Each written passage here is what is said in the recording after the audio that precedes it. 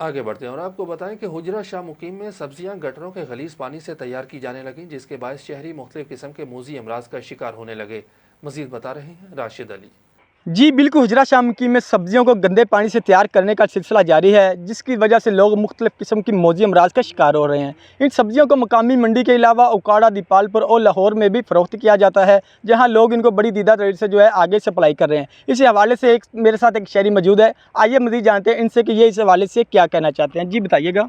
मेरा नाम मोहम्मद अवैस रहमानी है। मैं सीनियर नैब सदर किसान बोर्ड हुजरा शाह मुकीम। ਤੁਸੀਂ देख सकते जे भी पानी का बड़ा नाला है। ये पानी जिहड़ा है गंदा, ये इन्हों सब्जियां लगाया जाता है। इत्थे पालक मूंजी सब कुछ काश्त होंदी है। तो साढ़े को लोग आए सन, उन्होंने सानू काफ़ी ज़्यादा शिकायतां लगाइयां ने जी इत्थे गंदा पानी लगाया जा रहा है। असी आला काम नू बड़े नोटिस भेजे ने, बड़ियां रिक्वेस्टां कीतियां ते नहीं लगाया। असी अज खुद आए हैं, इत्थे देखिया हकीकत गल है। तुसीं देख सकते जे आलू उन्होंने लगाया है और इन्हूं गंदा पानी खड़ा भी है, लगा भी है।